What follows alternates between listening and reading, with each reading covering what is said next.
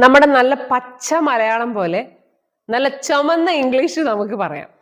Native speakers. അപ്പോൾ English ഫിലിംസിലെ dialogues ആയിരിക്കുമല്ലോ യഥാർത്ഥത്തിൽ ഇംഗ്ലീഷുകാർ സംസാരിക്കുന്നത് അല്ലേ? അപ്പോൾ അങ്ങനത്തെ കുറച്ച് ഡയലോഗ്സ് ആണ്.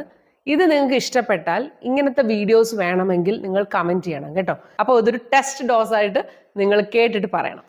ഞങ്ങളുടെ മാനേജറിന് നിന്നെക്കുറിച്ച് വലിയ മതിപ്പാണ്. അവർ manager swears by you. Swears by you ഇതൊരു ഇഡിയോമാറ്റിക് എക്സ്പ്രഷനാണ്. ഇംഗ്ലീഷുകാർ ഇങ്ങനെയാ പറയാം, നിന്നെക്കുറിച്ച് വളരെ നല്ല അഭിപ്രായമാണ്, മാനേജർക്ക് നിന്നെ നല്ല വിശ്വാസമാണ്. ആ പേപ്പർ അങ്ങ് അയക്ക് കേട്ടോ. ആ ശരി, അയക്കാം. Send the papers. Will do. ഇനി തർക്കിക്കാൻ ഞാനില്ല, ഞാനും അത് അംഗീകരിക്കുന്നു. I can't argue with that. ഇപ്പൊ പെട്ടെന്ന് നമ്മൾ താക്കോലൊക്കെ മറന്നു വെച്ച് കഴിഞ്ഞാൽ പെട്ടെന്ന് നമ്മൾ പറയില്ലേ, എന്താ അറിയോ, ഞാൻ താക്കോൽ എടുത്തില്ല.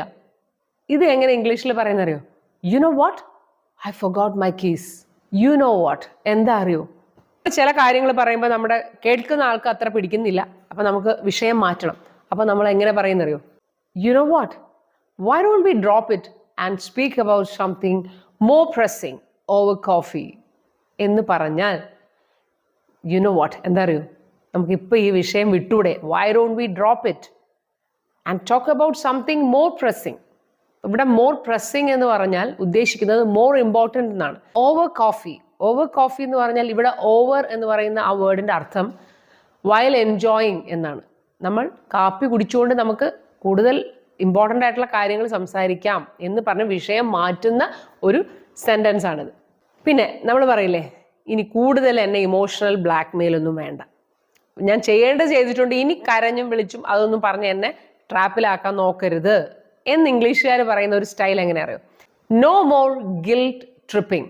ഗിൽറ്റ് അടിപ്പിക്കാൻ നോക്കണ്ട, ഇത്രയൊക്കെ പറ്റും. എന്താ നിന്നെ ഇങ്ങോട്ട് ആകർഷിച്ചത്? What drew you down here എന്നാണ് ചോദിക്കുക. അവള് ഭയങ്കര കരച്ചിലായിരുന്നു. She was so വീപ്പി.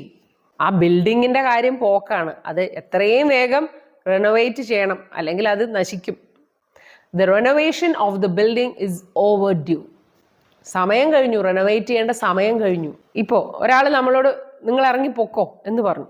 അപ്പോൾ നമ്മൾ അതിനെക്കുറിച്ച് നമ്മുടെ വേറൊരു ഫ്രണ്ടിനോട് പറയാണ്, I was being rude and she was right to ask me to go. എന്ന് വെച്ചാൽ ഞാൻ കുറച്ച് റൂഡായിട്ടായിരുന്നു പെരുമാറിയിരുന്നത്. ഐ വാസ് ബീങ് റൂഡ്, അതുകൊണ്ട് അവൾ എന്നോട് പോകാൻ പറഞ്ഞത് കറക്റ്റാണ്. She was right to ask me to go.